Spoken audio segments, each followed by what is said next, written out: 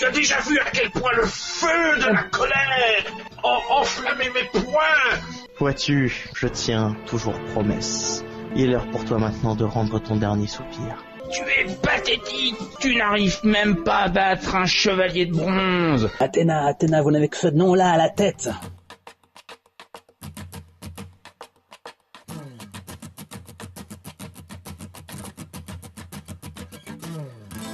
Quand le vin est tiré, il faut le boire. De l'E6 Plus Cool, le podcast qui propose des enregistrements audio de tablettes de jeux de rôle via Hangout, clôt ainsi la saga Sanseiya Sigma motorisée par Abstract Dungeon. Accroche-toi public, car cet épisode est une catastrophe sonore. La musique est trop forte, il y a un écho quasi permanent, pollue nos élans verbeux. S'il s'était agi d'un one-shot, je ne l'aurais sans doute pas mis en ligne. Tout montage est impuissant pour régler les problèmes de cet enregistrement, qui est, rappelons-le, vieux d'une année. Aussi, seuls les plus hardis oseront affronter son écoute. En garde! Ce générique est un arrangement de The Decisive Battle de Final Fantasy VI, réalisé par le tandem With Heater. Imaginons donc les jeunes têtes blondes et les enfants beaucoup trop jeunes pour regarder ce genre de série et les adultes beaucoup trop âgés pour regarder ce genre de série qui sont devant leur poste juste après que Dorothée, Jackie et Corvier aient lancé leur jingle. Après s'être jeté à bas de la falaise, va récupérer son compagnon. On le voit qui s'arrache les ongles pour arrêter leur chute et tenir son compagnon d'une main. On le voit qui souffre en même temps qu'il fait un effort physique démentiel. Et il ramène petit à petit son compagnon à la hauteur de son épaule et entame la grimpette. Et c'est à ce moment-là qu'on a un fondu enchaîné vers un de mes compatriotes. Suivant. Ok. Moi, après ce combat homérique contre mon double fraternel, où on a des scènes où nous avons les bras croisés, le regard mauvais, faisant face à face, comme deux personnages chimères, mais dans des armures différentes. Mon armure est fracturée, fissurée sous les impacts des coups d'énergie, où on me voit envoyer ces fameuses attaques qui caractérisent le chevalier du labyrinthe, et où à la fin de la scène, sur un mouvement de caméra tournant, le vent faisant voler mes cheveux devant mon visage, je vois mon frère qui s'enfuit, et une main plaintive tente de crier son nom et de le ramener. Sache que quand tes cheveux volent au vent, il y a des adolescentes qui hurlent. Ensuite... Ouais, on voit Kuro avec sa chair tendre dans ses bras qui est évanouie et qui protège en fait et par différents coups. On le voit en fait qu'il la pose délicatement sur le sol avant de se lancer dans une attaque monstrueuse qui ravage le décor parce qu'on avait le budget pour ça. Et bien sûr, on voit en fait en mise en abîme, si tu veux, la taille du gigantesque méchant qui prend des proportions énormes face à un Kuro qui rapetit à mesure que la caméra se penche en fait en contre-plongée. Et on le voit qui fait un bond prodigieux, passe à travers en fait l'image de ce méchant, et là fond du blanc, et dans les épisodes précédents. Voilà. Et on voit à ce moment-là Démétrios, la tête qui tourne sur le côté, il y a un filet de sang qui perle à sa bouche. À ses côtés, ses camarades, qui ont été usés par leur combat de la journée. Le jour décline, face à vous, ce temple d'un autre âge, qui renferme ô combien d'innocents, ô combien d'êtres chers, enfin bon, surtout pour certains. Et un général d'armée, le dernier debout, terrible, invincible. Vous sentez sa cosmoénergie hostile qui flue et reflue, comme si elle vous défiait. Peut-être bien. Je me redresse, je mets un genou en terre et un bras et je fais Naga, Kuro, il faut les sauver, mon frère, et Lydia. Ils sont prisonniers de ce monstre de Kagyo de l'Amphisbène. Quoi? Qui s'est allié avec la mafia locale. Il faut les sauver. Il maintient aussi... il a d'autres prisonniers. Il faut sauver tout le monde. Car c'est votre devoir. Oui, mon frère. Portez-moi, mes amis, jusqu'à mon dernier combat. Que j'aille défier ce monstre pour libérer mon frère et mon amour. As-tu quelque chose à dire, ténébreux? Bah, le ténébreux va se contenter de fixer le temple et Voilà. il est des combats qui ne doivent pas se mener seuls, mon ami. Voilà. La réplique de loup solitaire taciturne. Je serai le premier à y aller. J'espère que cela vous laissera le temps de vous reposer et de recouvrer des forces. Peut-être qu'au moment où vous avez ce dialogue, vous entendez des bruits de pas lourds, très cinématiques. Comme si votre adversaire venait lentement à votre rencontre. Est-ce que je sens la cosmo-énergie de cette enflure de Cagliolo Lophisbane? Ah oui, en effet, oui, elle est... s'approcher. Surtout que tu as goûté à son feu et... Cagliolo Lophisbane, tu ne t'es pas encore débarrassé de moi. Je suis toujours debout et je vais venir sauver mon frère et mon amour véritable. Entre tes griffes, libère-les ou tu vas mourir. Finalement, sa silhouette imposante apparaît entre deux piliers. Vous pouvez à peine distinguer ses traits et pourtant vous sentez le poids de son regard. Il s'attarde sur chacun d'entre vous. Ton regard n'est que défiance inutile. Sens maintenant la brûlure de la peur, car Démétrios de la table va venir déverser son courroux sur toi. Et je vais faire un petit sacrifice de la lave avec mon dernier dé d'âme. Ah, tout de suite tu... Ouais, carrément. Non, mais la tradition exige qu'on se pourrisse un peu verbalement avant de se meuler, mais ne t'inquiète pas, hein, je t'autorise le premier coup. De toute façon, en général, les PJ ont l'initiative.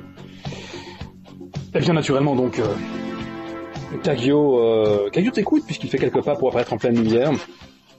La lumière mourante, rappelons-le, de ce jour mourant tout autant. Soyons sérieux, tu tiens à peine sur tes jambes. Laisse donc tes camarades prendre le relais. Tu me ferais perdre mon temps. Oui, perdre ton temps. Et toi, ne perds pas ta salive à me d'éviter des bêtises comme cela. Tu sais bien que même si tu venais à me terrasser, je me relèverai encore. Car j'ai pour moi la justesse de ma cause. C'est bon, je pense que ça suffit. Tu peux lui balancer ce qu'il faut dans les dents. Voilà, je balance mon dé de 5. Hein. Effectivement, ce chiffre 5 suffit à justifier une attaque cosmique. Rappelle-nous à quoi ressemble le sacrifice de la lave. Le sacrifice de la lave. Donc en fait, tu le couvres sous une lèvre illusoire. Et donc, sauf que t'es pas le seul à faire ça. On voit un volcan s'ériger là où je suis et entrer en éruption. Et on voit des bombes volcaniques venir maraver la gueule de Cagliolo Lophisbane, qui, bien sûr, ce sont des bombes volcaniques de cosmo-énergie. Et donc, il ne prend pas vraiment des coups, mais on voit dans son œil, on voit dans son regard le doute qui s'installe, la peur qui étreint son cœur. Ok, quel d'études des canilles dans sa réserve? Le D5, je pars plus loin. Ouais, le 5. Alors c'est parti. Donc effectivement, tout se passe exactement comme tu peux le décrire. En l'espace d'un instant, Cagliolo Lophisbane, le sombre, disparaît sous les flots de ta lave cosmique.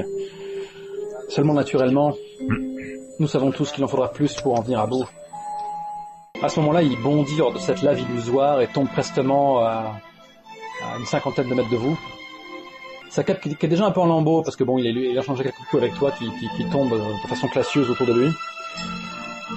Donc il à nouveau te couvre du regard et se contente d'ajouter c'était là ton chant du cygne Démétrios.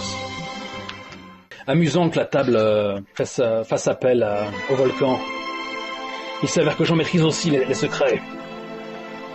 Et à ce moment-là, il bugle à plein poumon. Goûtez tous au courroux du volcan. Donc je sacrifie un des trois, et là c'est affreux. Je vous fais subir 2 points à répartir en esprit ou en âme. À vous 3. C'est littéralement comme si un volcan venait de rentrer en éruption sous vos pieds. La chaleur est absolument étouffante. Vous avez l'impression que vous allez vous embraser comme des brindilles. Vos pieds ne touchent plus le sol. Donc c'est 2 points. Vous êtes expulsé en plein air. Oui, en gros, vous répartissez de 2 points à votre convenance entre votre âme et votre esprit. Car il s'agit d'une attaque effectivement plus psychologique que physique. Vous retombez lourdement sous le sol, mais c'est surtout vos sens qui ont été malmenés par cette attaque. Tu n'as plus de point de cause. Tu n'as plus de point de cosmos, Démétrios. C'est comme si tu passais de vie à trépas. Bien sûr. Tu mets comme nous le rappelons tous, tu es le seul de l'équipe à ne pas avoir touché à ton dernier joker. Donc. J'ai touché aucun de mes jokers, non? Si, t'en as déjà touché un, ouais. Ah. Vous aviez 2 jokers pour la campagne, et tu es le seul à en conserver encore un. Kuro, il Vas-y. va se relever en fait. Tu oses t'attaquer à nous trois en même temps, quand nous avons eu l'honneur de te laisser la chance, l'infime espoir de t'en tirer vivant. Je te le dis, Kaguyo de l'Amphisbène, tu ne quitteras pas cette cour en vie. Que le Styx t'emporte à jamais. Et là, je lui fais vision du Styx. Bah ouais, âme avec un point de cosmos comme toujours. Hein. 4. C'est pas mal. Merci. Ça aurait pu être Ça nous pire. fait... Bien plus Ça pire. nous fait... Ouais, ça nous fait 7. En fait, en gros, c'est l'adversaire se voit face à Charon, le pasteur, qui le précipite dans les eaux du Styx, où les âmes s'entre-déchirent son corps. Le comment dire, Kaguyo semble se débattre dans ces flots et cette horde de non-morts qui l'assaille. Les eaux du Styx se retirent et Kaguyo se relève de toute sa hauteur. Vous avez peu de foi de ma détermination. Ce ne sont pas vos attaques illusoires qui briseront la force de ma volonté. Alors que bon, Kaguyo se jette sur Kuro et enchaîne quelques droites, quelques gauches, quelques Kuro part.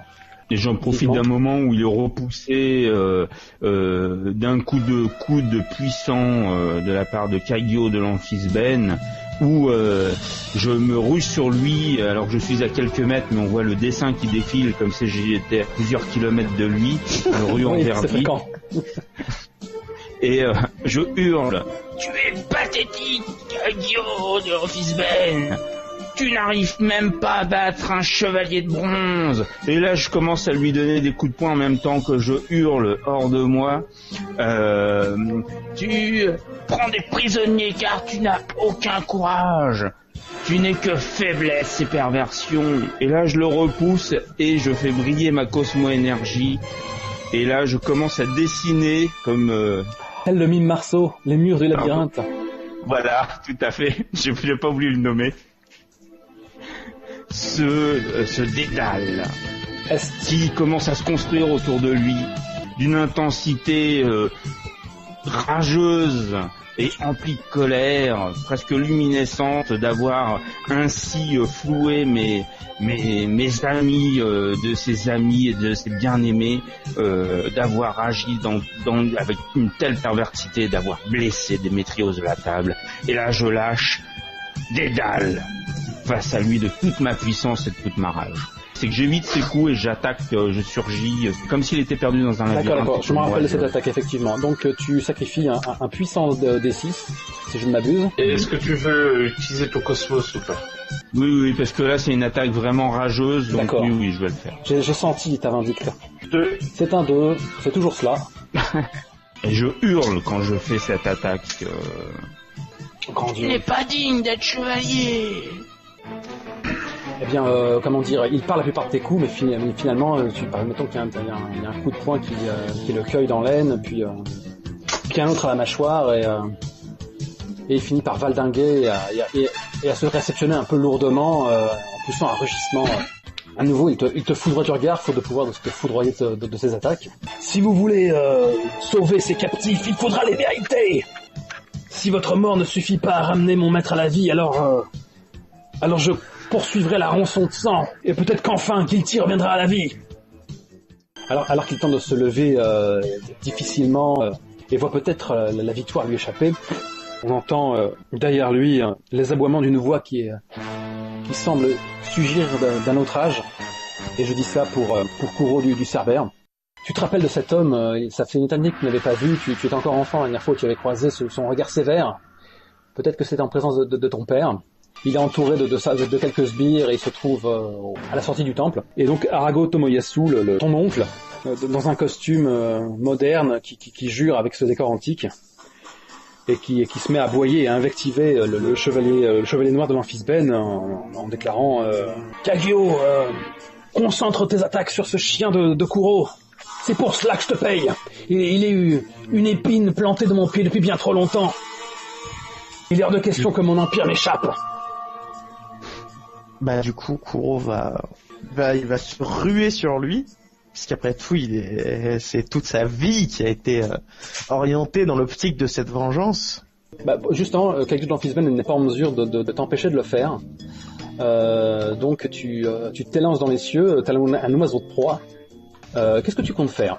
Alors que pour l'heure, les porte-flingues qui sont autour de lui sont frappés stupeur alors que tu te jettes à la gorge de ton oncle. Concrètement, je vais les pousser. Parce que eux, je leur veux strictement aucun mal, ils sont payés pour leur boulot, j'en ai rien à foutre. Par contre, mon oncle, lui, il va bouffer cher. Je vais en faire du guacamole. Non, je prévois pas forcément de le tuer. Non, ce serait indigne d'un chevalier malgré tout. Dois-je comprendre que tu sacrifies ainsi ton 2 en adresse pour y parvenir? Bien, tu comprends bien. Je vais le soulever sauvagement du sol pour le projeter contre un des murs pour qu'il se taise et non pas à jamais. Jamais. Bon, alors j'imagine que t'as un Spider-Man qui est capable de jongler avec des bus mais qui s'amuse à mettre des droites à des pauvres petites frappes sans les tuer. Malgré la rage qui t'anime, tu t'es assuré quelque part, inconsciemment ou consciemment, que sais-je. Peut-être même que les anciennements de la Banshee t'ont rappelé que de temps à autre, nous sommes des dieux qui arpentent le monde et nous devons, même pour la pire des crapules, avoir une certaine retenue contre ceux qui ne boxent pas dans la même catégorie, on va dire. Eh bien, en fait, tu n'as eu aucun mal en bondissant au milieu de ces yakuza d'opérette, empoigner ton oncle par le col. Oncle qui est responsable de la disparition de tes parents, oncle qui t'a pourchassé de ta haine, qui était loin d'imaginer que tu deviendrais plus tard un demi-dieu. Et bien tu l'empoignes effectivement, il valdingue jusqu'à s'écraser contre un pilier en poussant une sorte de hockey pathétique. Reste donc en dehors de ça. Il glisse le long de sa surface. Il te regarde avec le visage empreint d'une totale terreur, ce qui tranche un peu avec ce qui est un peu nouveau pour lui et pour toi d'ailleurs. Là, du coup, je vais marcher vers lui juste pour le plaisir de le faire flipper, mais je garde quand même ma concentration sur l'adversaire principal.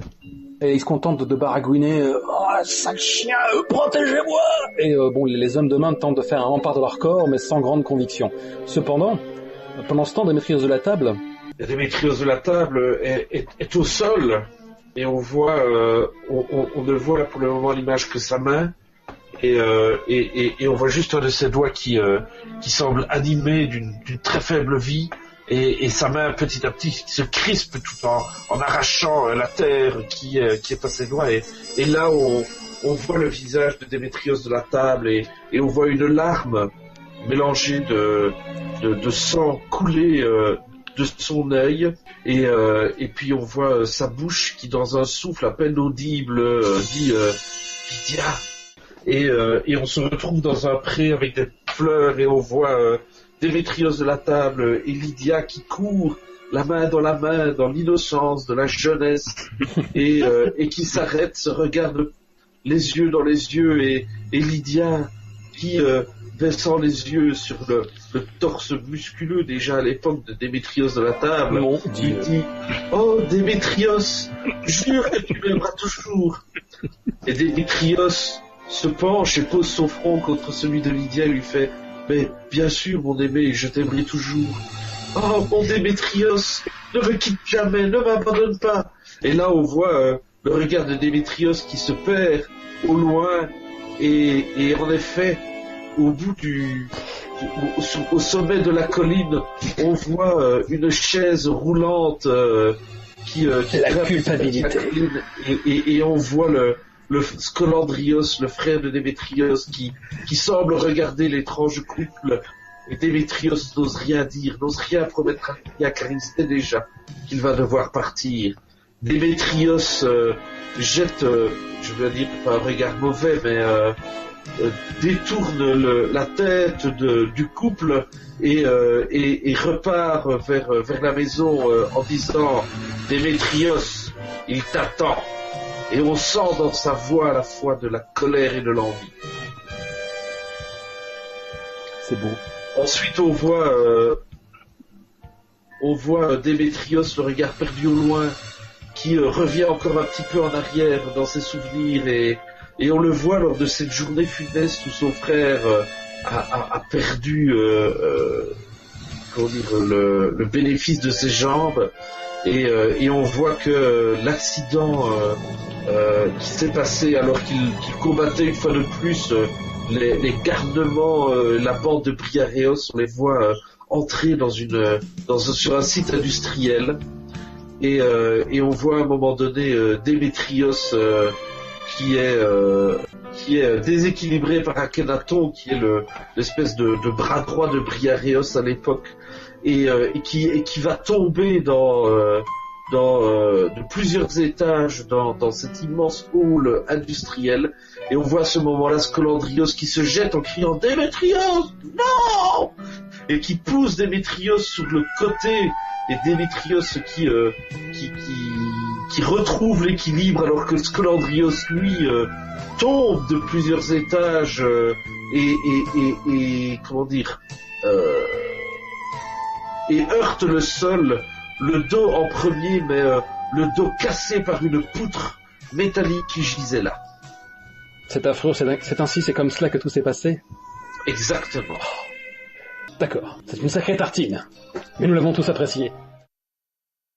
À ce moment-là, Caghio de l'Amphisbène tremble à tout rompre de rage et finit par s'exclamer allez tous au diable, que l'ultime brasier vous emporte. Et là subitement il y a une sorte de tourbillon de flammes qui s'échappe de son corps et qui semble remplir l'espace tout entier. Et vous comprenez très vite que cette attaque qui vous englobe tous autant que vous êtes va sans doute aussi prendre pour cible dans son courroux dévastateur les porte-flingues et Arago Tomoyasu lui-même. Acculé ainsi, Caghio de l'Amphisbène ne fait plus trop de distinction. Je sacrifie pour cela. C'est ça qu'on reconnaît que c'est un méchant après. Eh oui, je sacrifie donc 4 points d'un coup, ce qui fait que j'ai vraiment plus grand chose sous la pédale. Et donc vous êtes tous dévorés par un torrent de flammes qui vous impose 3 points de dégâts à répartir en vigueur ou adresse. Peux-tu me lancer 3 dés s'il te plaît? 3, 5, 6. Oh là la vache, vous allez le détester. Hein. Alors je vous explique ce qui se passe. Donc vous avez subi de toute la puissance de l'ultime brasier, donc un tourbillon de flammes absolument démesuré. Vous n'avez jamais subi une attaque d'une telle violence, entre nous soit dit. Et donc déjà, le premier effet qui se coule, c'est les flammes qui vous ont rongé le corps, qui ont lézardé vos armures, brûlé vos chairs. Et après c'est comme si le feu continuait de vous consumer. Comme si une fois que l'attaque s'était dispersée, vous étiez en train de vous débattre dans un brasier qui n'avait de cesse que de vous consumer intégralement. Mécaniquement parlant, vous avez chacun un dé que vous vous débarrasser d'une façon ou d'une autre, sans quoi vous allez subir un point de dégâts par round.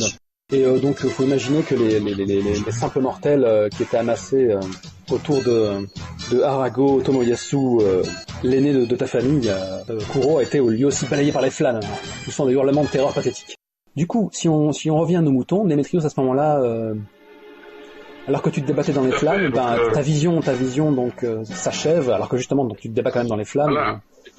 Et donc malgré que je me débat dans les flammes, je cours à toute vitesse sur Caghio de l'Amphisbène et je le frappe avec le poing qui contient la lave de manière à ce que des éclats de lave aillent lui brûler le visage et lui faire d'horribles cicatrices. Oh, comme tu m'escales. Je ne te savais pas cette capacité. C'est le moment où les hommes de main sont venus pour retrouver leur maître qui semblait triomphant, donc le seul encore debout, en emmenant quelques captifs avec eux. Tout ceci tombe vachement bien puisqu'il aurait suffi que leur curiosité arrive un peu plus tôt et ce serait eux et leurs captifs qui auraient flambé tout autant. Et donc à ce moment-là, il y a Lydia qui a peut-être poussé un cri de terreur en te voyant flamber et soudain tu t'es jeté sur Caghio tout auréolé de ses propres flammes. Et qu'est-ce que tu sacrifies comme dé pour justifier cette violence? Comme je sprinte pour aller l'attaquer, donc je vais utiliser mon adresse. Donc dans ce cas, faut peut-être mieux décrire que tu le martèles de coups pour que la narration tienne la route. Voilà, après avoir l'avoir distrait avec la lave, eh bien je le martèle de coups en terminant mon saut. Ça fait un coup de poing, 2 coups de poing, 3 coups de poing, un retourné coup de pied. Je le chasse d'un coup de pied. Il arrive à terre et si tu veux justifier la lave, peut-être que tes 2 poings sont chauffés au rouge en fait, alors que tu le martèles. Voilà. Caghio commence à contrer les coups, mais très vite ta force le surpasse et ainsi martelé, il vole dans les airs alors que la vie commence à le quitter. Et, en fait, il s'écrase sur sur le fronton du temple où il laisse une trace en étoile avant de s'écraser lourdement, vaincu qu'il est. Pour l'honneur de la famille des chevaliers de la table.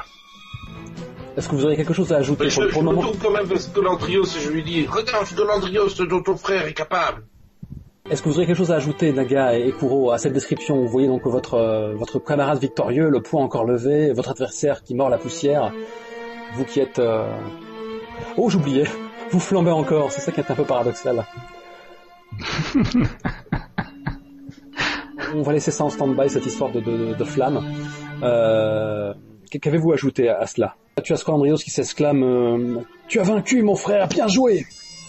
Lydia, quant à elle, pour le moment, est silencieuse. Elle a le regard baissé et semble figée dans cette posture. Peut-être est-elle soulagée. Bon, donc je fais abstraction des flammes.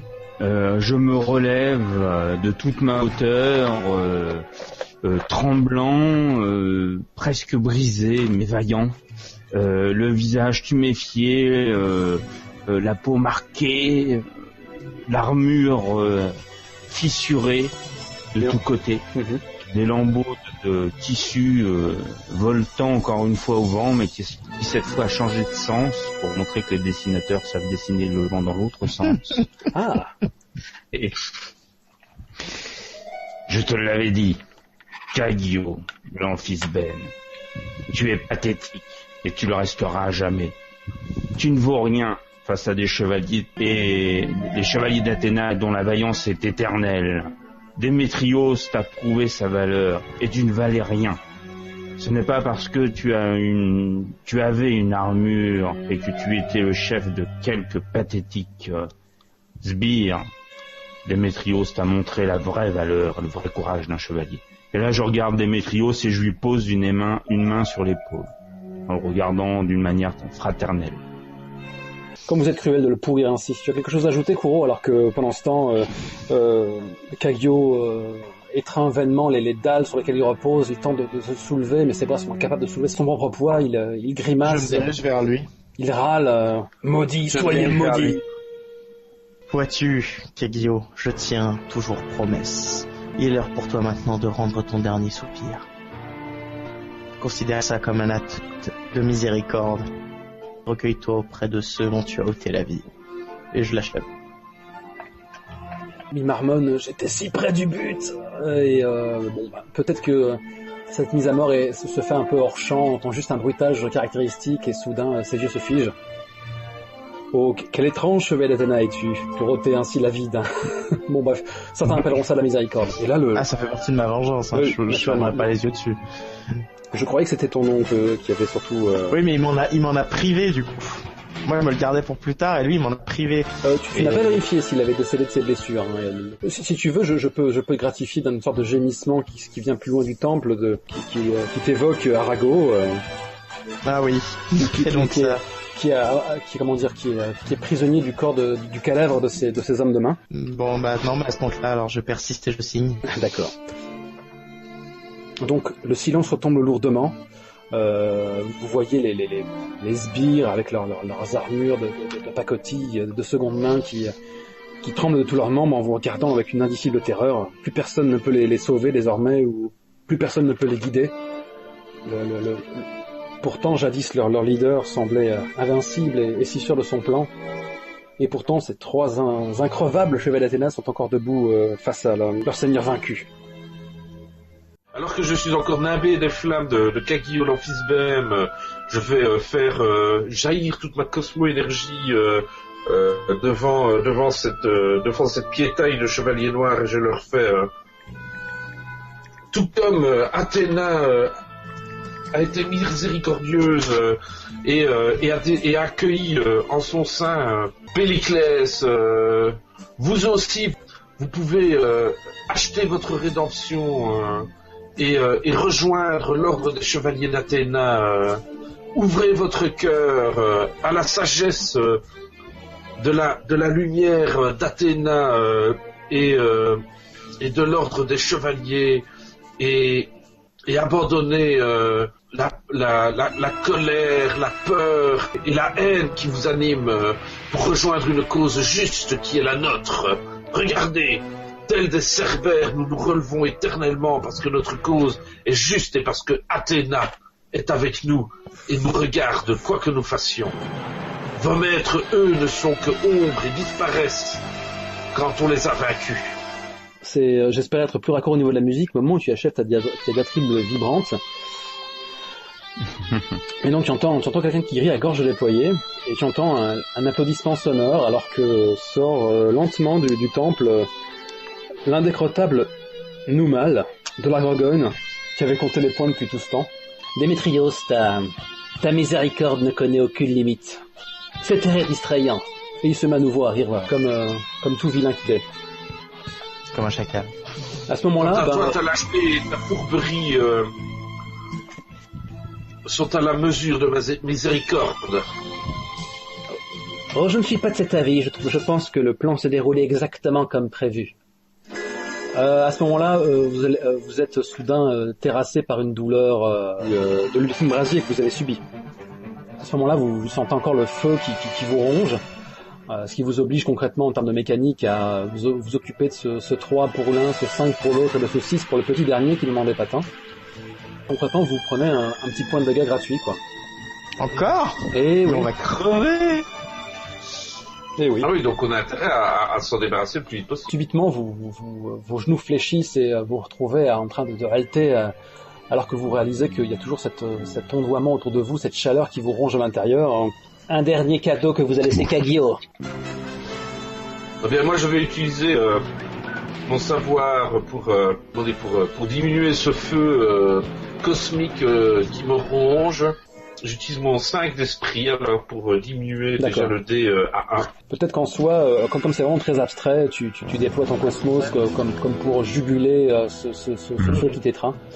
Naga du labyrinthe, comment fais-tu pour te débarrasser de ce 5 ou de au moins l'amenuiser? Je vais utiliser mon âme, car mon âme est plus incandescente que le plus puissant et le plus vil des feux des chevaliers noirs. Donc la force de ta volonté, tu crames ton 3 tout de même au moins pour le faire tomber à 2? Donc oui, le 3. Et toi, Kuro, de ton côté? Vigueur. Il n'y a pas de solution. Ouais, mais au moins résistance en or, mais... Voilà, au moins tu vaporises le... donc pour l'heure, tu es le seul à te tenir droit, alors que tes camarades sont encore un peu en train de se concentrer pour ne point subir la morsure des flammes. Donc Noumal est toujours en train de vous contempler avec amusement. Il fait quelques pas pour descendre le long des marches. Il fait une sorte de mouvement étrange en se drapant dans sa cape, qui fait que son armure de jet, son armure noire, prend une teinte écarlate. La cosmo-énergie qu'il dégage semble tout autre. Oh. C'est du Sensei, il y a toujours des twists à la con. Hein. Bien sûr. C'est un mur écarlate, ça nous parle? Ça pourrait vous parler, ouais. Mais on va gérer ça de façon à ce que l'investissement ne soit pas vain. C'est lui en fait le vrai boss. Donc la seule personne qui peut déduire à qui il a affaire, c'est le gars à qui il reste un dé d'esprit. Et comment Kuro va-t-il déterminer à qui il a affaire, étant donné qu'il Enfin, je suis peut-être le moins. Oui, mais bien étrangement, peut-être que la Banshee t'as tenté de t'assurer que t'avais une cervelle bien faite, une tête bien pleine, parce qu'il ne s'agit pas non plus de jouer des points, il s'agit aussi de savoir réfléchir. Et si tu crames ce dé d'esprit, j'enlèverai un point à Noumal, parce qu'il faut bien que les dégâts partent quelque part, et tu pourrais percer à jour la nature de cette armure écarlate. Allez, ouais, faisons donc. Et bien, l'espace d'un instant, tu te retrouves à nouveau dans une grotte obscure, ou alors peut-être dans ce taudis qui te servait de logis, ou une paillasse dans une grotte avec un ours. Voilà, peut-être. Comme toute compagnie. Avec la Banshee qui te fait face et qui... où elle t'évoque les différents rangs, les différents factions qui ont pu arpenter cette terre depuis que le monde est monde. Et comment il fut un temps où il existait des chevaliers qu'on appelait dont la caste s'appelait Hubris, ce qui signifierait que Noumal ne serait pas le chevalier noir de la Gorgone, mais l'Hubris de la Gorgone, en admettant que le signe reste le même. Et que ce chevalier-là est au service de la déesse de la discorde, qui répond au nom de Hélice, et qui a eu droit à un long métrage d'ailleurs, en son temps. D'accord. Et on peut pas, je ne peux pas dépasser mes points d'âme, par exemple, pour amener Noumal de la Gorgone à nous faire un discours de grand méchant dans lequel il nous dévoilera les tours et les détours de son plan machiavélique. Totalement. Totalement, fais péter. J'utilise mon 4 points d'âme alors. Ok, c'est parti. Oui, tout à fait. Ainsi donc, Noumal de la Gorgone, Tu n'es même pas un véritable chevalier noir. Ta traîtrise et ta fourberie ont fait que tu te cachais derrière cet ordre de chevalerie pour en fait cacher ta déchéance qui est encore bien pire. Allons, pourquoi Ça tant de ne fait mépris? que renforcer ma résolution à venir à bout de ta personne et de tes plans machiavéliques. Et donc là, il te gratifie d'un large sourire. Allons, pourquoi tant de mépris? Je ne suis juste fidèle à ma déesse, tout comme tu es fidèle à la tienne. Tu devrais bien plus mépriser ces chevaliers noirs qui n'ont même pas un ordre reconnu et qui sont pour la plupart des chevaliers de seconde zone, des guerriers qui ont échoué leurs épreuves et qui ont préféré embrasser une armure de seconde main pour espérer retrouver leur orgueil blessé. Ce sont juste des âmes perdues qui ont besoin de retrouver la lumière du véritable ordre de chevalerie. Je l'ai déjà prouvé, je le prouverai encore, en ramenant d'autant plus de chevaliers noirs vers les rangs de la déesse Athéna. Il leur pardonnera, il leur fournira l'entraînement dont ils ont besoin pour devenir de véritables chevaliers. Ah, Démétrios, je ne me lasserai jamais de ta grandeur d'âme. Moi non plus, et c'est pour cela que je te vaincrai. Lâche! Bah, à ce moment-là, Où que tu sois, où que tu ailles, je serai derrière toi pour venir te vaincre. Si jamais je n'arrive pas à le faire aujourd'hui, crains donc le coup de la table, crains donc la lave qui coule dans mes veines. Et donc, puisque j'ai lancé 4 points d'âme, je vais lui faire un petit sacrifice de la lave, et je vais en profiter pour claquer mon dernier point de chaussement. Ah, d'accord. Donc en fait, finalement, tu as choisi de décrire une attaque plus qu'un... Bon bah, ça me va, on va dire que c'est dans la continuité. Beaucoup, allez, 6! Ouais, 6! Joli. Donc naturellement, l'attaque fait mouche, hein, surtout avec un 6, mais comme le gars est encore qui avait 2 dés, la loi de la cinématique m'impose de montrer que... allons, j'ai eu tout le temps d'observer cette attaque, déclare-t-il en déployant son cosmos écarlate qui semble vaporiser ton attaque illusoire. D'un geste lent, il fait apparaître une sorte de pomme d'or dans la paume de sa main. Oh. Ce qui est pour toi un déclic, hein. Kuro, puisque toi tu as cramé un petit point d'esprit plutôt pour dire « Ouais, moi je sais d'où il vient, parce que la Banshee me l'a dit ». Tu es donc un chevalier... C'est chevalier d'Ubris C'est un servant d'Hélice, et l'ordre à l'armure écarlate, on les appelle les Ubris. D'accord. Tu es donc l'Ubris de la Gorgone, Noumal. Serviteur de la déesse de la discorde. Ça vous épate, camarade. Bien à ce moment-là, il a un pincement de sourcil. En voilà un qui est cultivé. Quelle surprise. Oui, on ne peut rien te cacher, chevalier. Et je n'ai eu aucun mal à abuser de ces chevaliers noirs pour remplir mes desseins. Voilà 10 ans que j'arpente le monde pour ramener ma déesse à la vie. Et c'est ce soir quasiment chose faite. Puisque l'ubris est synonyme d'orgueil, je suppose que tu n'auras aucun scrupule à dévoiler ton plan machiavélique. Naturellement, puisqu'il est déjà trop tard. En effet, cette douce et tendre Lydia est destinée à devenir Élise de la discorde. Hein? Seulement une telle oie blanche, une telle beauté ne peut pas ainsi basculer dans le chaos aussi facilement. Il fallait que ce terreau fertile soit stimulé de la bonne façon. Ces chevaliers noirs ont eu beau la maltraiter, elle et Scolandrios, elle a gardé la pureté de son âme. Cependant, l'espace d'un instant, lorsque Cague de l'Amphisbène t'a terrassé, Démétrios, toi, l'amour de sa vie, cela suffit à faire naître une once de haine et de désespoir dans son cœur. La déesse de la discorde avait besoin de cette simple porte cochère pour se frayer un passage dans l'âme de Lydia. Et maintenant, vous vous rappelez de Lydia qui avait l'air un peu assommée par tous ces événements. Vous réalisez soudain, après quelques plans de caméra choisis, qu'elle est en proie à un tumulte intérieur, qu'elle se prend la tête des 2 mains et qu'elle gémit faiblement. Alors maintenant que la vérité est dévoilée, qu'une sorte de cosmo-énergie bleue commence à l'entourer par lentes pulsations, et que vous semblez distinguer au-dessus d'elle, la surplombant, une silhouette féminine férale. Non, Lydia! Combat cette âme qui essaye de prendre possession de toi. Tu es plus forte que le petit doute que tu as eu. Regarde, je suis toujours bel et bien vivant. Je me suis relevé et je me relèverai toujours. T'es promis de t'aimer toujours et je t'aimerai toujours. Je n'ai pas pu te promettre de ne pas t'abandonner, mais aujourd'hui je te le promets, jamais je ne t'abandonnerai, Lydia. Combat cette déesse qui essaye de te voler ton âme et de faire de toi qu'une coque vide. Au prix d'un effort insurmontable, elle lutte pour lever la tête et son beau visage te contemple, embué de larmes et de sueur, et elle se contente de murmurer « C'est tellement dur, Démétrios. C'est une véritable torture. » Bon, à nouveau, hilarité du grand méchant de service. Ma foi, cela a été très amusant. D'un côté, Arago Tomoyasu, qui pensait manipuler les Chevaliers Noirs pour se venger et s'assurer de la disparition du dernier héritier de sa famille. De l'autre, Kagyu de l'Amphisben, pleinement satisfait d'avoir accès aux ressources d'Arago pour mener cette quête absurde. À ce moment-là, il se plaque la main sur le visage et repart d'un grand rire. Comment a-t-il pu espérer un seul instant que la main de Capricorne pouvait lui permettre de ramener ce chevalier noir du passé? Il n'a aucune once de divinité en lui. Ce Guilty, le seigneur noir, est mort depuis belle lurette et rien ne pourra jamais le ramener, et certainement pas une armure d'or.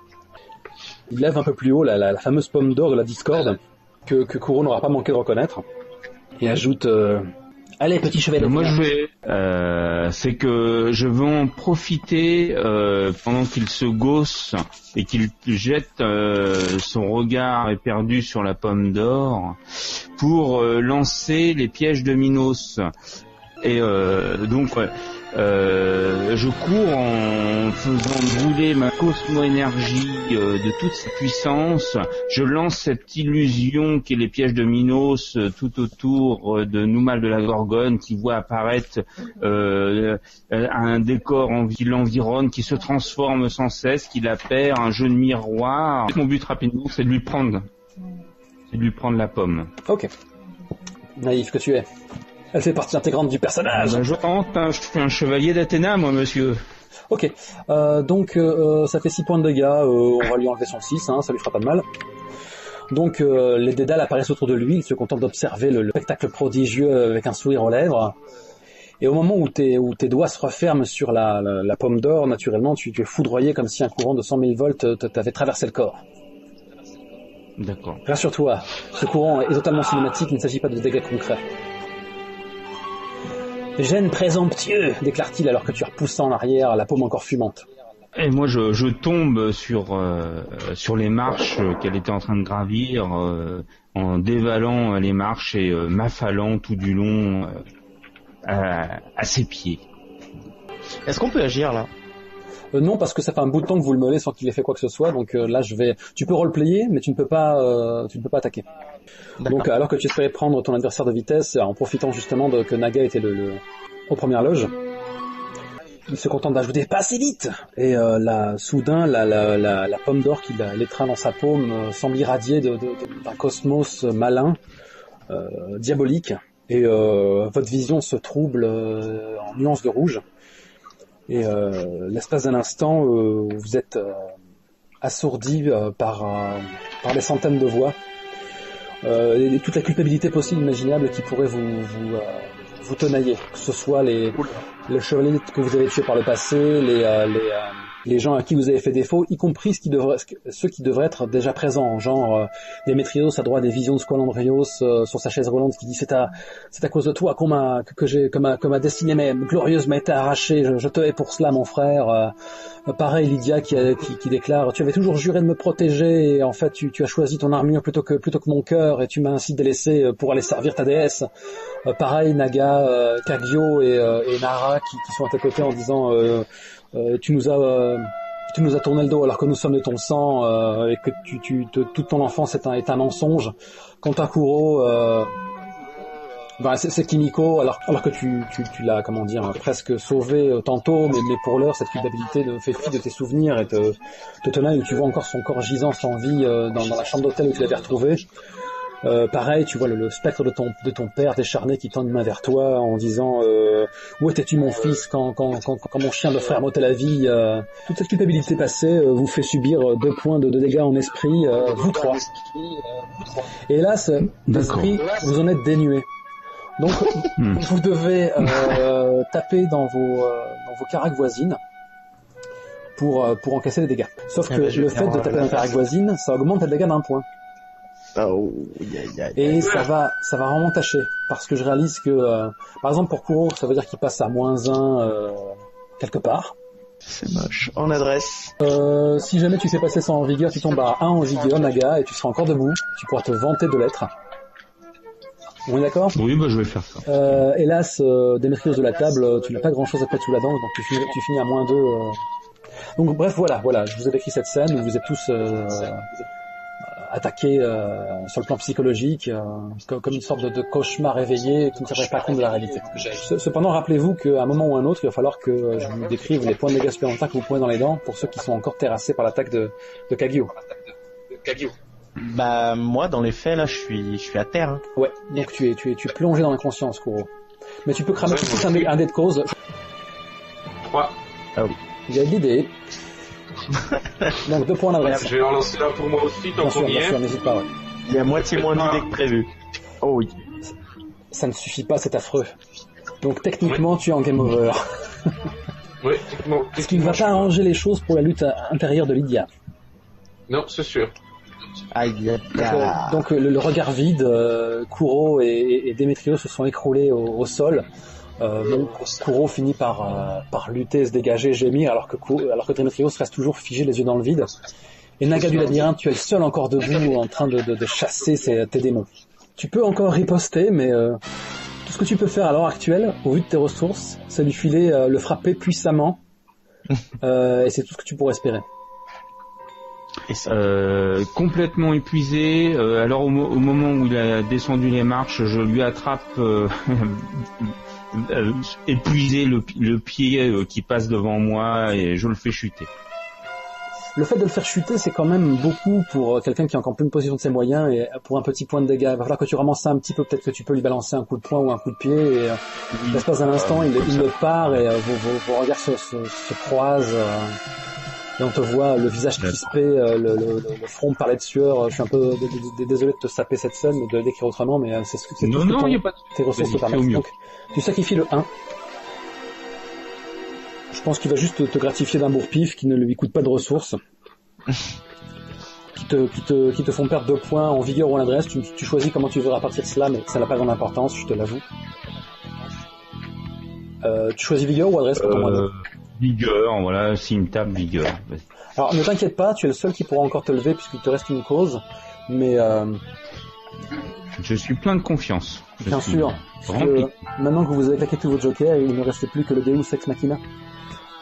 C'est-à-dire que vos corps sont brisés, vos volontés ne tiennent qu'à un fil, vos armures elles-mêmes ne sont plus que le pâle reflet de leur gloire passée. Il y a certains endroits où votre peau est mise à nu. Et pourtant, je me battais pour un monde meilleur. Kuro, c'est jamais le cerbère ne baisse la tête, quelle que soit l'adversité. Ça tombe bien, t'en as plusieurs. Oui, exact. Et toi, Naga?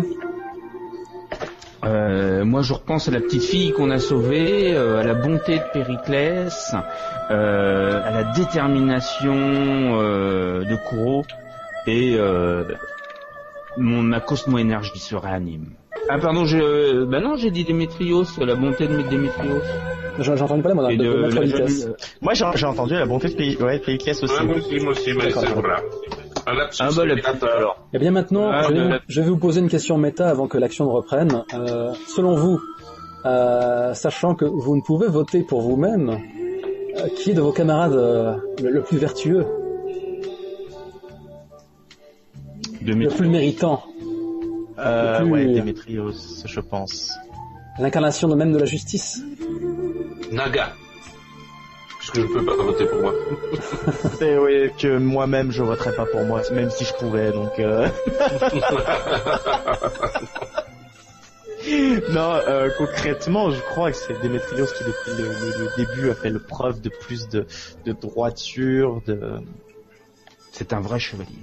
Ouais, c'est pas faux. Cet homme est tellement animé que des fois on se demande si c'est bien moi qui maîtrise. C'est ça.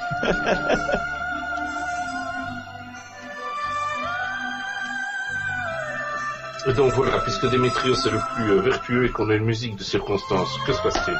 Je sais. Qu'on est en droit d'espérer. Naturellement, soudain vous vous relevez tous, que c'est comme si Athéna murmurait à votre oreille, et c'est un cosmos doré qui vous permet de vous relever. Ah, c'est beau. Et c'est celui que vous avez élu en votre fort intérieur qui se retrouve au sein de la mer du Capricorne qui a jailli hors du temple. Oh oh. Mais que les autres se rassurent, ils ont droit aussi à un rap de points. Vous gagnez tous 5 points. Sachant que celui qui est saint de la Miotor en gagne 4 de plus. Donc, ok. Bon, bah ça va, vous allez mieux là. Ah, ça commence, ouais. Je pense qu'avec le cosmos que vous avez en stock, ça devrait suffire. Mais ne vous ratez pas. Eh bien, faut imaginer que Numal de la Gorgone, Bubris de la Gorgone est complètement subjugué, alors que il pensait en avoir fini avec vous, qu'il contemplait Lydia en s'attendant à tout moment à la revoir se relever en tant qu'hélice de la discorde. Et au lieu de ça, qu'est-ce qu'il voit? Il voit 3 chevaliers de bronze, dont le cosmos de bronze devient soudain doré, dont l'un saint de la main du Capricorne. Je te l'avais dit, Numal, que je me relèverai toujours pour venir te terrasser où que tu te trouves.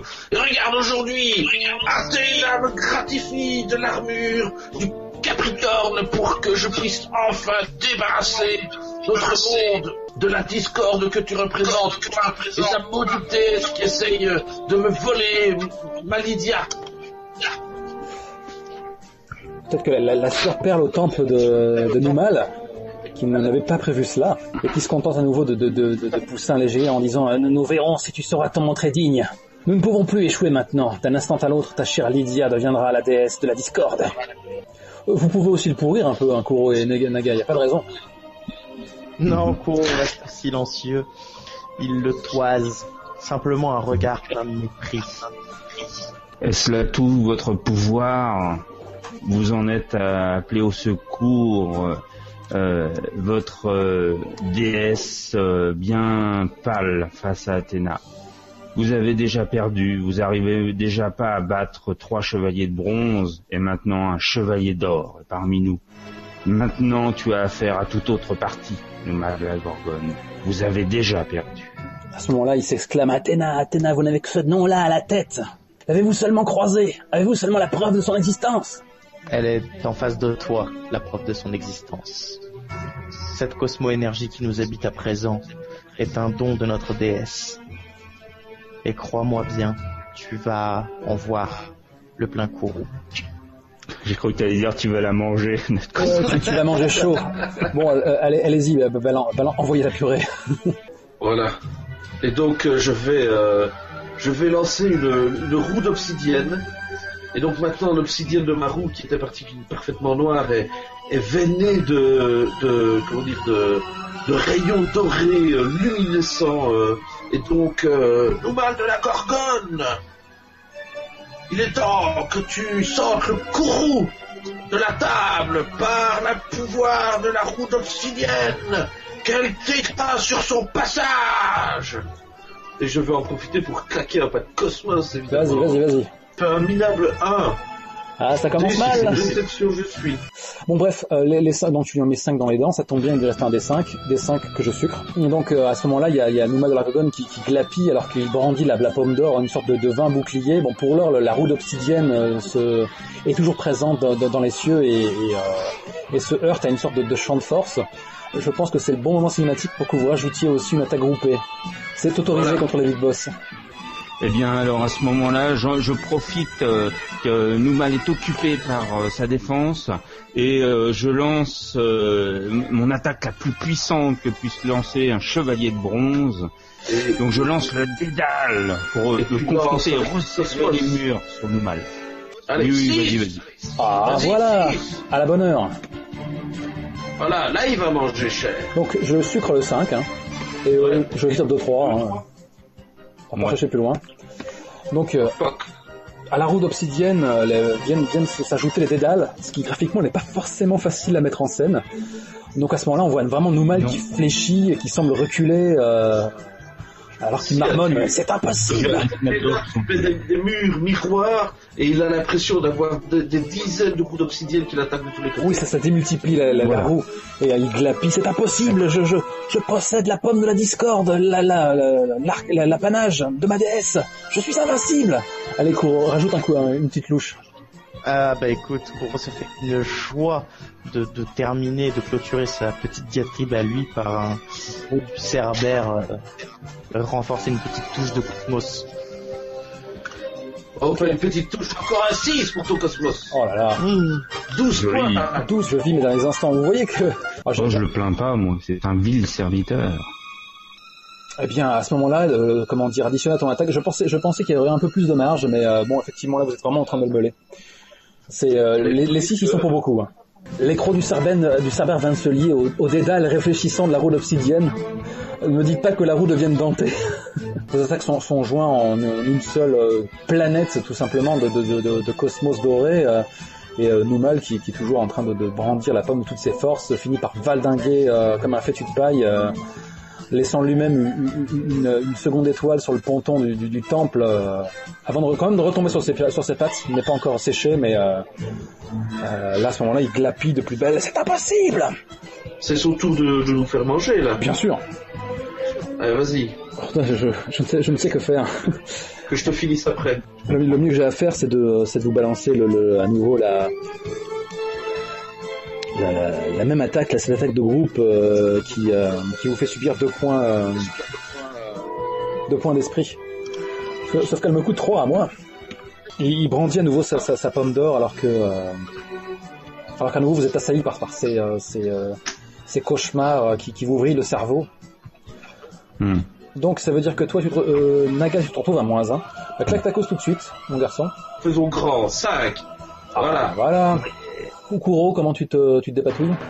Et donc voilà quoi, hein, t'es tranquille, hein, tu les encaisses sans broncher. De même que Demetrius. Ah mais moi je les avais déjà enlevés. Hein. Ah bon?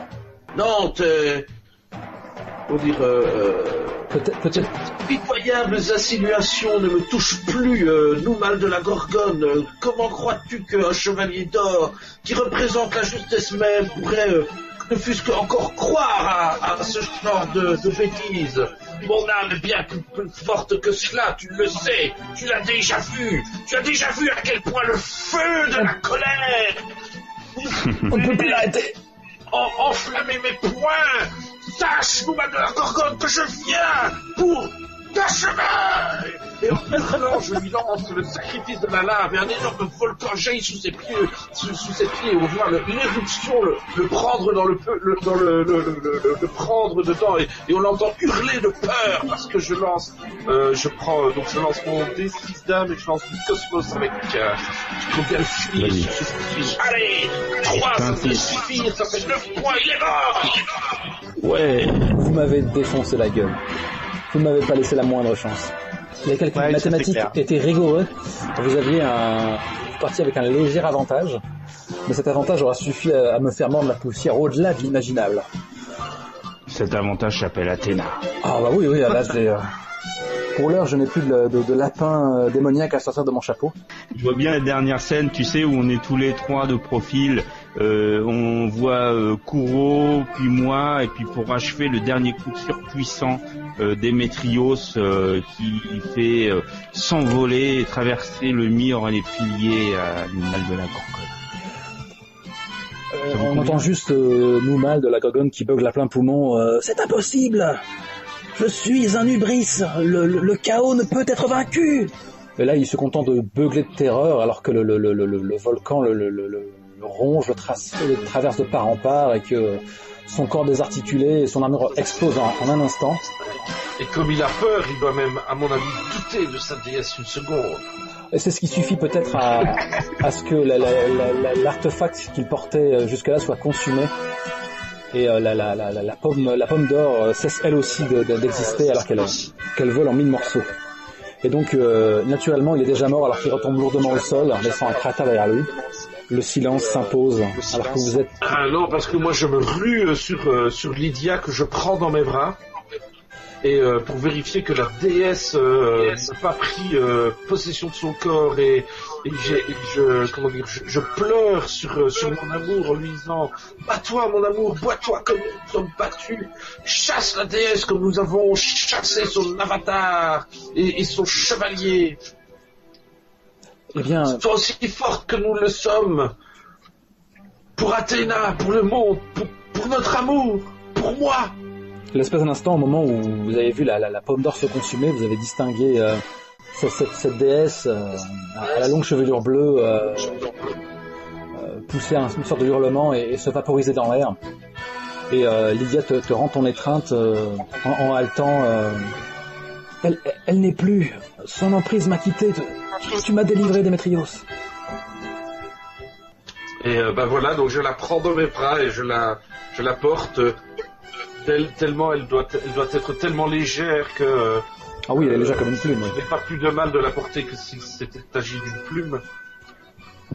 Et je rentre dans le temple car nous devons encore libérer les autres otages et je pense que revêtu de mon armure d'or, les chevaliers noirs qui hésitaient encore à rejoindre le camp d'Athéna. C'est une véritable armée en déroute qui fuit par toutes les issues possibles et imaginables du temple dans le désordre en hurlant.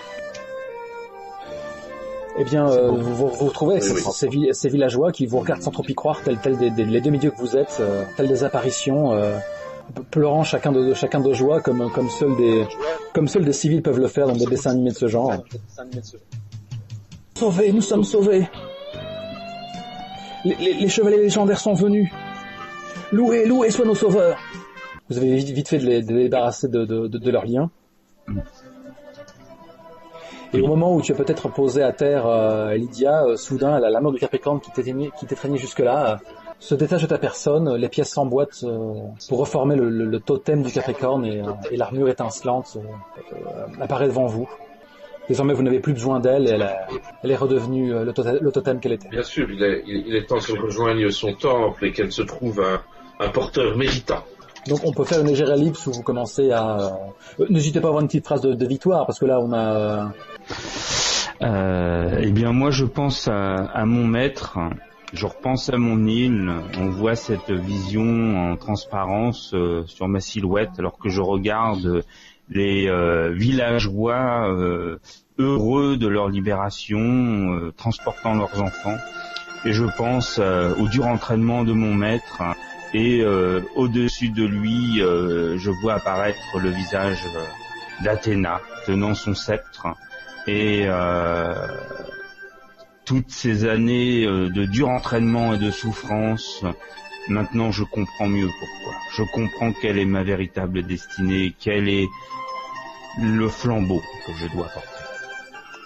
Kuro souffle, il s'assoit, en fait presque fatigué finalement d'avoir... tant combattu, d'avoir tant puisé dans ses ressources.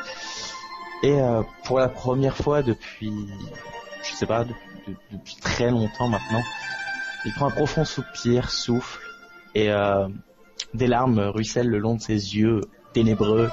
Première manifestation manifestement émotionnelle depuis très longtemps qui semble l'étonner. Ta vendetta est apaisée. Hein ? Ta vendetta est apaisée. Oui, voilà, c'est ça. Et ses pensées se tournent du coup vers les luttes de son cœur, celles qu'il aime. Et dans sa tête, il se repasse tout leur passé commun. Et il se relève avec une certitude, celle qu'il ne peut passer un instant de plus sans elle. Et il se dirige du coup vers elle. Donc alors que la procession descend l'escalier interminable des ruines de Kéros, vous retrouvez Koro du Lynx et Altaïr de l'Aigle, encore malhabiles, vous contemplent avec respect, car leur sens aiguisé leur ont bien démontré que tout cosmos maléfique avait quitté ces lieux et que vous aviez remporté la victoire. Donc ils vous font un salut respectueux en félicitant votre valeur. Les villageois vous accompagnent, s'étreignent les uns les autres, sachant que le cauchemar est terminé. L'espace d'un instant, peut-être que Naga, tu as une hésitation, il t'a semblé voir perché au sommet d'un pilier la silhouette de Kael de Caribe, Nara, ton frère qui t'a contemplé avant de disparaître, le visage tourmenté. Tu sais que je comptais le garder en joker si jamais tu te faisais vraiment meuler la tronche pour qu'il prenne un coup mortel à ta place. Mais c'était sans compter sur vos putains de 6. Kuro, tu arpentes la ruine, les ruines avec l'énergie renouvelée qu'il te reste à toute vitesse, et pourtant nulle trace de ton aimé. Tu la guettes, tu l'appelles, et pourtant tes appels restent sans réponse. On a un cut et on voit les ruines d'Argos dans le lointain avec l'ancienne Niobe du Lotus Noir redevenue Kimiko qui est juste en tenue d'entraînement sans son armure noire, qui marche lentement avec quelques regards tristes vers le temple. On dirait qu'elle ne s'est pas encore pardonné sa vie d'assassin. D'accord. Pas encore digne de mériter ton amour. Et au loin, on entend justement son prénom qui est hurlé par un Kuro tout transi d'émotion. Et qui est porté par le vent. Et elle grimace juste alors que les sanglots la reprennent, mais elle essuie ses larmes et s'éloigne. Dites-moi, vous avez une armure d'or sur le dos, vous avez les villageois qui vont dans peu de temps retourner dans cette cité dont j'ai déjà oublié le nom. Car ils ont toute une cité à reconstruire. Vous allez vous rendre au sanctuaire, vous allez retourner dans votre terre d'entraînement. Que comptez-vous faire là tout de suite? L'armure est repartie ou pas déjà? Pour le moment, l'armure, vous la transportez dans son coffre qui se trouvait là. Je pensais éventuellement l'emmener au sanctuaire. Je sais pas, qu'est-ce que vous en pensez, Naga et Démétrios? Oui, clairement. Ouais. Donc vous ne tardez pas à débarquer. D'ailleurs, si vous n'y voyez pas de problème, je la mets sur mon dos. J'ai Lydia dans les bras, on a un citadin qui pousse, qui m'enquille, et on nous voit partir, le soleil couchant, et on retourne vers le bateau de Kubo. Dans ce cas, on voit juste des plans, des plans fixes donc maître de Lites qui n'a jamais été aussi fier de son élève, lui qui a pourtant toujours eu la mine un peu sévère. On voit Naga du labyrinthe qui sort de la barque, qui l'a ramené sur l'île de Crète, où le Minotaure, les bras croisés, l'attend, le sourire aux lèvres. Est-ce que Kuro va rejoindre l'île de la Banshee pour faire son entraînement? Oui, sinon il va tourner en rond comme un lion dans une cage à chercher Niobe. Dans ce cas, c'est une image semblable où tu retrouves à nouveau cette île moins accueillante, ce décor d'apocalypse où la Banshee t'attend, les bras croisés. Elle te fait juste un signe de tête. J'imagine que tu poses ta boîte de Pandore au sol, que tu prends une posture de combat et que tout de suite la Banshee se jette sur toi pour commencer tout de suite quelque chose de sérieux. Donc là, il faut battre le fer tant qu'il est chaud. Peut-être qu'on voit, puisque la gloire lui a été octroyée, on voit Démétrios qui contemple le domaine sacré avec ses innombrables temples à perte de vue, les gardes qui s'entraînent, les chevaliers de bronze en devenir qui peut-être espéreraient devenir aussi prometteurs que cette recrue de bronze. À tes côtés, Lydia a été autorisée à résider quelque temps au sein du domaine sacré, où peut-être que c'est là. Vous contemplez le soleil levant cette fois, alors que tu lui étreins la taille. Le Scolandrios, lui, toujours vissé dans son fauteuil, te regarde apaisé et fier de son frère cadet. Et rien que pour faire mon kéké, je montre une image où on voit Deucalion, donc rappelons-le, le chambellan qui déplace des pièces d'échecs dans un temple aux tentures luxueuses.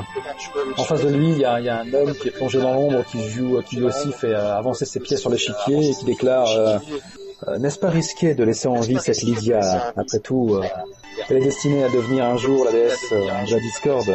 Laisser cette potentielle réincarnation en vie est un risque que nous ne devrions peut-être pas prendre.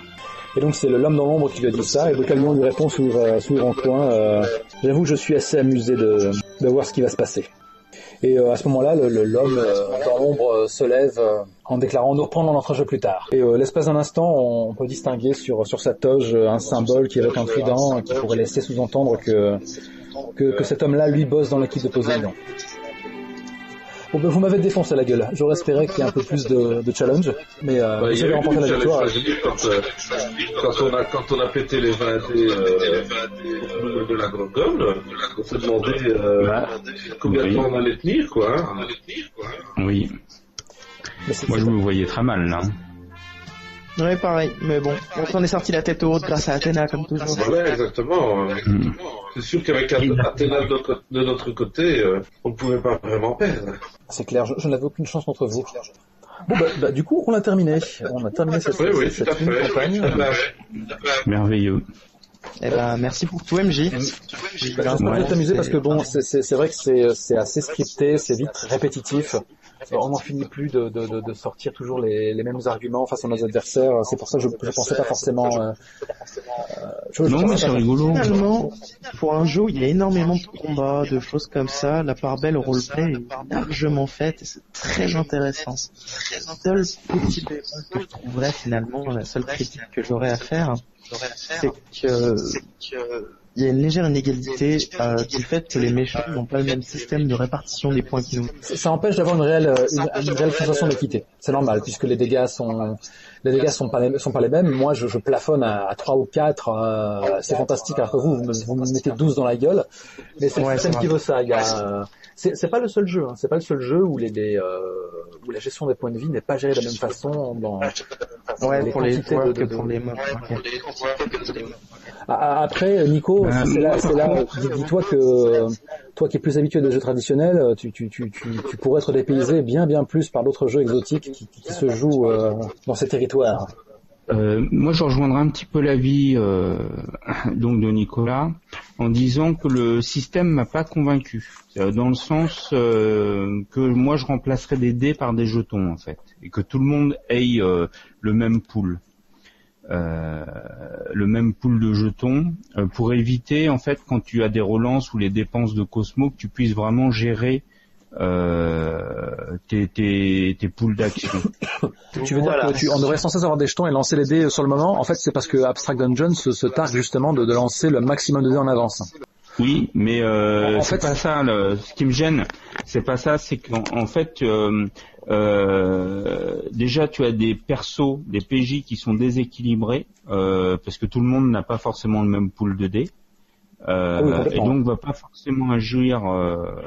Si pour une raison X ou Y, t'as un perso qui est loin et qui peut pas aider un autre, l'autre peut être très très mal rapidement, même en début de partie. Tout à fait. Tu vois ce que je veux dire? Mais en tout cas, encore un grand merci pour ces moments parce que. Ouais, merci à vous. C'était vraiment très reposant parce que vous étiez vraiment investi. Du coup, alors Bastien, c'était le maître de jeu qui s'exprimait. On pouvait plus l'arrêter, mais bon, du coup, pour moi, je me contentais de m'asseoir et de piocher dans le popcorn. Donc en soi, c'est sûr que c'est vraiment pépère.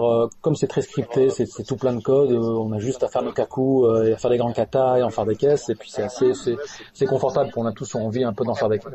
C'est toujours marrant d'avoir un jeu de rôle où tu peux te permettre de taper dans le manichéen bien fort, bien comme il faut. Ainsi s'achève Sanseiya Sigma. Vous êtes toujours là, encore debout, les oreilles fumantes? Tout à fait, le jour de Naga, comme moi-même, avions oublié depuis l'épisode 4 que Kagius l'Amphisben était aussi le père biologique du chevet du labyrinthe. Voilà une belle occasion de drama perdu à jamais. Et Athéna brille aussi par son absence. En cas de suite, il y aurait eu une explication logique. Mais en ce temps-là, on avait envie de passer à autre chose. Il est probable qu'on entende à nouveau du Sanseiya ou quelque chose dans la même veine sur 2D6 Plus Cool. Mais ce sera alors beaucoup moins scripté et linéaire, histoire de tester d'autres mécaniques et d'autres rythmes de jeu. Mais bien avant cela, 2D6 Plus Cool va diffuser sur ses ondes des fictions beaucoup moins naïves et joyeuses. Soyez prévenus, et à la prochaine.